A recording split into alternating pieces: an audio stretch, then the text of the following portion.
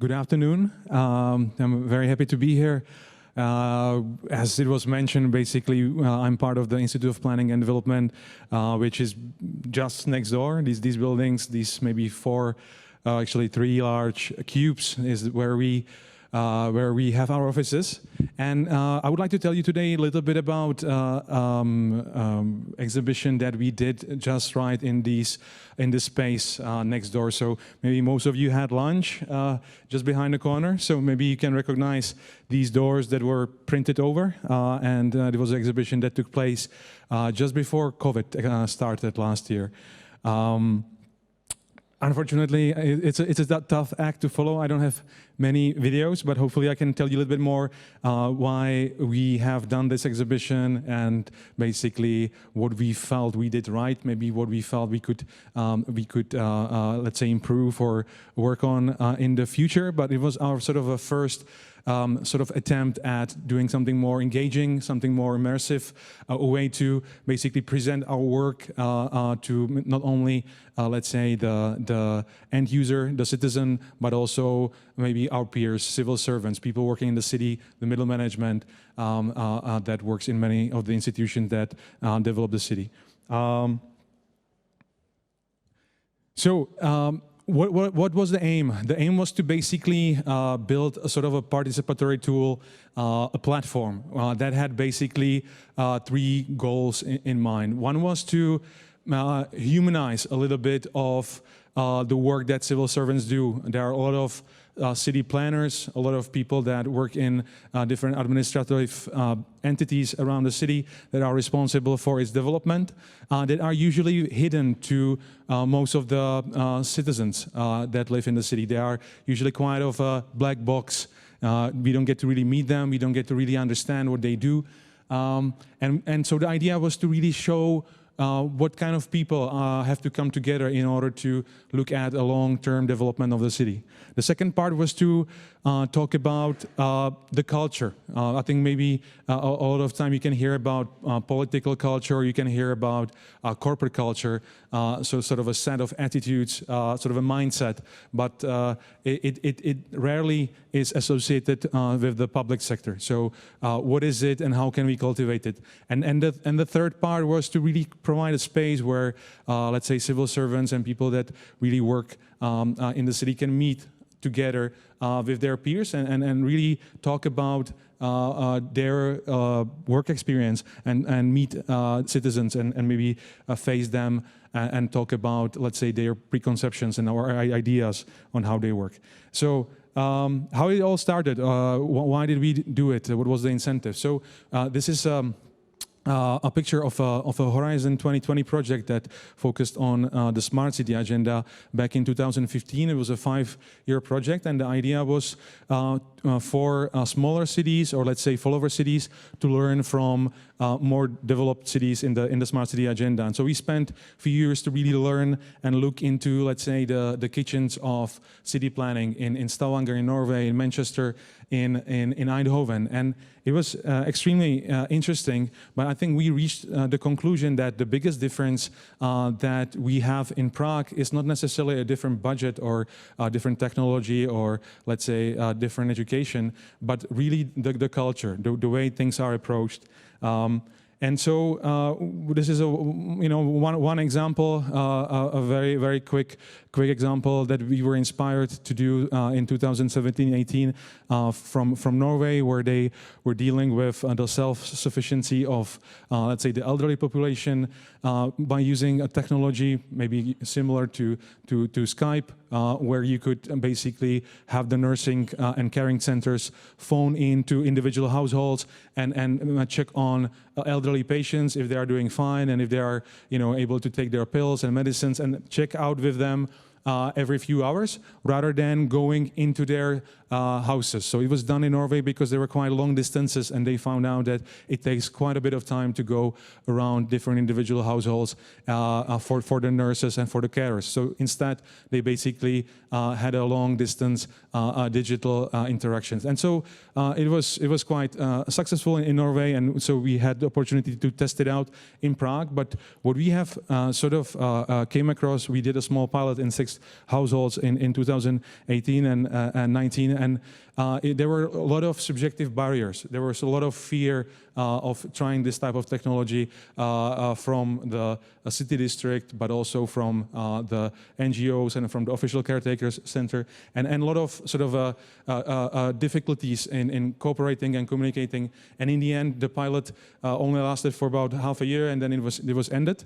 And then obviously became again, there were many inquiries about it when COVID came. But we realized that again, the difference was not in the technology, because the technology was here, but it was in the general expectations and in the mindset. And so we sort of understood that we are not necessarily open to innovations. We are not necessarily talking about innovations as an asset, as something that's sort of self-evident in its benefit. And we were inspired by how the Scandinavian countries think about it. So they not only sort of speak about innovation, do innovation, but they foster, let's say, the breeding bed for innovations. That is, again, the culture, the mindset, and they try to measure it. So they have something called the Innovation Barometer, which basically looks at how many of the innovations that are put together in the specific countries are really coming from the civil servants, coming from the public entities, rather something that is taken over or done in cooperation with the private sector. So we realized that we sort of need to look at an innovation culture, and so we try to kind of capture it, define it as something of a set of values and expectations and practices that are sort of understood and are actively supported in the environment. So we felt this is something that could be a little bit abstract, but it needs to be really broken down into something more understandable and relatable. So we did about 100 structured interviews, and we sort of came to a conclusion when we asked all kinds of colleagues in all kinds of organizations in Prague, but in also other large cities around the Czech Republic, and we specifically asked about what are the barriers, subjective barriers, that usually are the reasons that innovation is not being pushed forward or is being stopped or is discouraged or not carried out through the way maybe they would like to.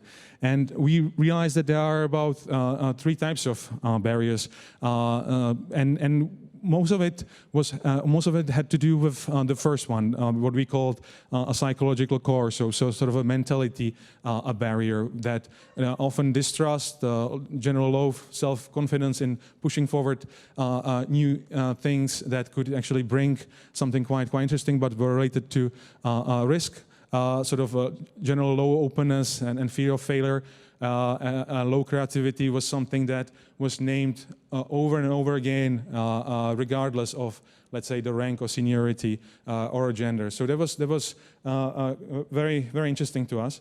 And so what we try to do is basically aim for an open debate, not necessarily coming up with a solution, but rather saying we have realized that there is a lack of openness and lack of sort of a cultivation of the innovation culture. So we put forward 8 principles that we then sort of turned into an exhibition, into a space where you can sort of live through those 8 principles on specific stories.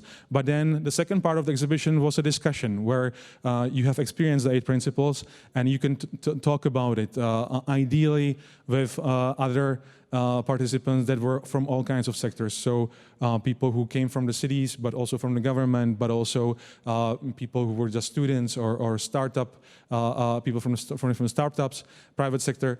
And they had a discussion about whether these principles they feel represent what they believe or find valuable or expect about innovation. And on the left you can see something that was in the foyer, and there was a 9th principle, something they put together that they would feel could be a golden rule, something they would like to apply or recommend. The sort of another aim was to really, as I mentioned, is to humanize civil servants, is to show stories and faces of actual people working for the city of Prague or other organizations in Prague, and to really tell their story. So here you see 2 out of, I think there were 12 in the end, or 11 civil servants that were photographed in a sort of artistic, hyper-realistic way, and then they were sort of 2 things. They were obviously marketing for the exhibition, but also they were art pieces in themselves. So we call it like a pre-exhibition. They were all around the city, and always at the bottom you had a claim, an authentic claim by the civil servant. So, for instance, those came from the interviews that we have conducted, and one of the claims I remember was one city planner mentioned that I work for the city hall, I love my job, I sometimes spend voluntarily here the weekends, but when I go into the bar and I talk to my friends or I meet new people and they ask me what do I do for a living, I usually don't tell them that I'm a civil servant because of the stigma, of the connotations that working for the public sector in, I think, most Eastern European or Central European countries we still have.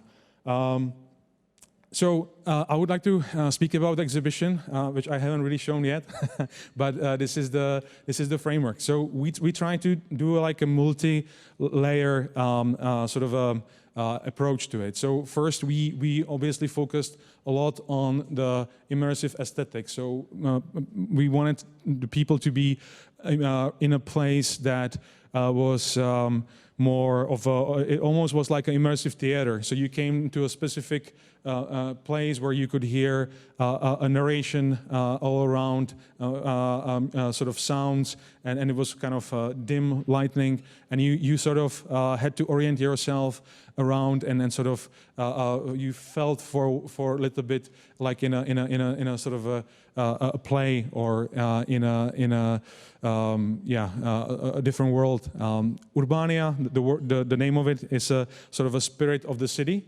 So there was a female narrative voice done by a theatrical actress, and then she sort of welcomed everyone, and then basically motivated them to discover the city, which was breaking down into 8 districts, and each district had a story that it was shown that represented one of the 8 principles. I will elaborate a little bit more on those, but we sort of made 8 different stops, which represented sort of all these principles, and I want to get to those.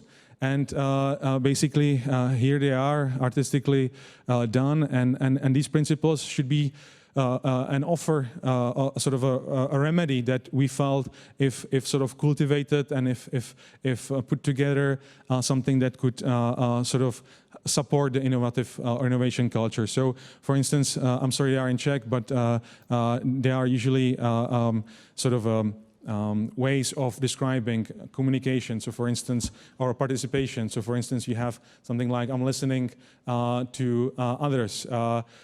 Communication here in the right corner is I share my interest, meaning I'm open about my interest when negotiating within, for instance, the organization. There is on the very left corner, for instance, I transcend my barriers, meaning we support cross-sectoral cooperation. The second on the bottom from the left is I'm not afraid of experiments, meaning I support pilot projects. And for instance, the one in the top corner is I am able to foresee changes. So I'm used to changes, and changes are okay. So it's a more of an agile approach.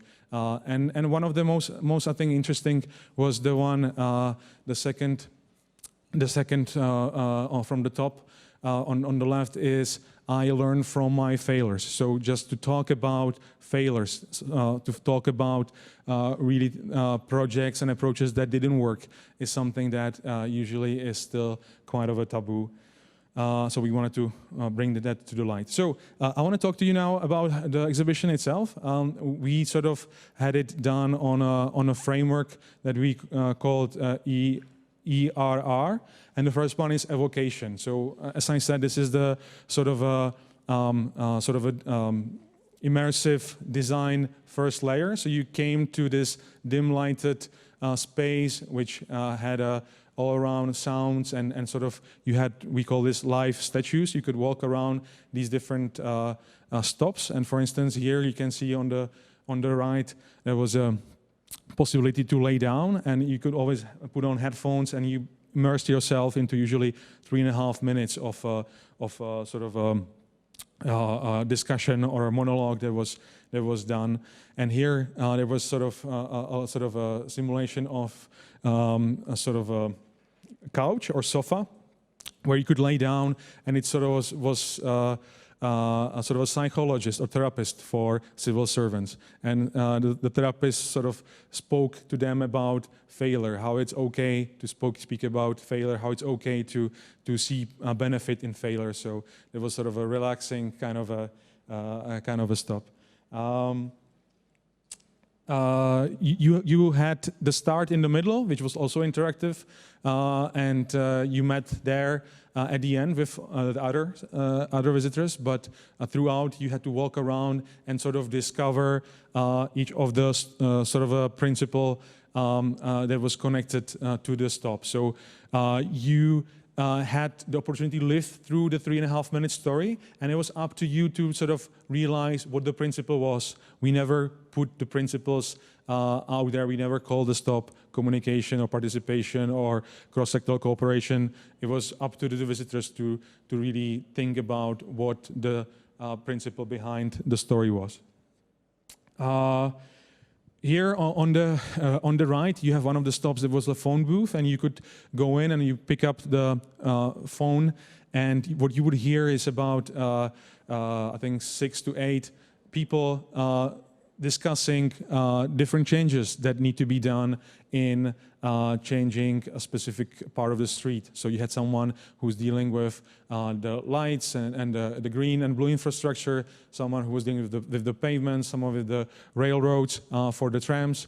And so that represented a very, very factual type of a discussion that usually takes several months or years, that all these entities need to agree on something. So it was shown what it takes and how communication and sort of a agreement is necessary for a conclusion to be done. And in the middle, we call these the steps of a strategist, and you could walk up these steps that simulate different types of sort of steps you need to take in order to combat climate change. And in the top, you could put yourself into VR glasses, and you can look at the city and see how it changes throughout time due to the impact of temperature. So we sort of try to put stories and sort of very personal sort of moments with also information about how the city works and how, let's say, strategic planner works, how someone who's a coordinator of participation works. Then the second part, I mentioned the EERR, so the R stands for realization of meaning. And after you basically went into, let's say, the phone booth and you heard the stories and you went around it and you thought about, what the story was about, you always had a question, an interactive question, which basically said something like, what do you think about it? What is your point of view? And so, for instance, if it was the stop about failing, so there were basically always 4 options, and one was failure is good, I welcome it, failure is a taboo, sometimes failure is good, sometimes it's not, and basically it was just a matter of making the story your own, your personal, what is your point of view, and you could then push one of the buttons and a sound came, and there was this sort of a lightning that went around from the ceiling, and it dropped into the middle of the exhibition, and it sort of symbolized that your point of view, your mindset, and no matter what it is, basically co-creates the environment around you. And in the last part, after you went through all the stops and after all the basically interactive moments were conducted by the visitors, they all met in these two tents for coffee and for a discussion with a guide, with a facilitator, where the discussion about basically the experience took place. And it was an opportunity to exchange ideas, to debate, to basically spend 45 minutes talking about the city. And we were kind of afraid that people usually would not spend 2 hours walking into an exhibition and then talk usually with strangers for another 45 minutes. But this was one of the biggest surprises out of the 2,000 plus people that came. Very little left this part. So, and we had questionnaires at the end, and most of them really valued the opportunity to really sit down and talk. It proved that we did something right. I think the exhibition received, for instance, a nomination for the Dezeen Awards, and it was done then borrowed and done in 2 other cities, including Brno, just few months ago. I think the feedback was also quite positive. I think we are starting to really work on getting the actual feedback and engaging the visitors in telling us what they want, what they feel, and how they usually would like the exhibitions to develop. But what was quite interesting is that we managed in the end to get really the public administration to come and see the exhibition. So that was maybe not in the numbers that we wanted to do, but it did happen. So we felt happy about that. I think what I wanted to, because as I know the time is up, I just wanted to maybe show one part that we felt kind of proved that this concept helps into cultivating the general mindset or the culture is based on a survey that we did 6 months after the exhibition. And so obviously the numbers are not that huge, but it was quite rewarding to realize that there were responses, and the responses basically showed that even after 6 months, deep in the COVID era of last year, people responded and still sort of remembered and felt inspired by it. So I know my time is up, so I'll go very quickly. We are trying to work on a next exhibition. It's more focused on international cooperation, and this is a sort of a quick sort of a summary of how the next exhibition should basically again support innovation culture. We wanted to show 3 key moments in basically developing, let's say, a knowledge base that we have felt during international cooperation, international projects. And at the beginning, in the institutions such as ours, you have to have a trigger. Someone has to sort of say, yes, let's engage in international projects, let's build relationships, let's join different networks. And once you do that, you're exposed, and I think part of it is happening here, and then you ideally get a new perspective. You see your city, you see what you do through the lens of the experience of, like, for instance, the guys from Barcelona, today for me gave me immense new inspiration. And so you have that now, and then you have to go back and you have to sort of deal with how do you apply that, how do you work with that, how do you change ideally your environment, or basically the inspiration needs to inscribe into what you do in your professional life. So that's what the next exhibition is about. We also learned from the previous exhibition that people really care about interactions. They want to have influence. They want to feel like they have impacted something by their decisions. They want to really engage in the surroundings. So this is an example of what we plan to do. We would like to engage more in role-playing and really offer the experience to be stepping into the shoes of a civil servant or of a politician or an active citizen, and to really show how the set of actions can impact the city in a good way or in a bad way. We would like to actually do it next year with 2 different places. So we will see if it will happen the way we currently plan it, and it's to really connect CAMP, the place here, with Beaux-Arts, which is the institution in Brussels, in Belgium, and in real time have the people really interacting and engaging together. And here are just a few visuals that we are working on. The key should be like a mirror in the middle that will hopefully provide again, inspiration and a debate should definitely be part of it. So thank you very much.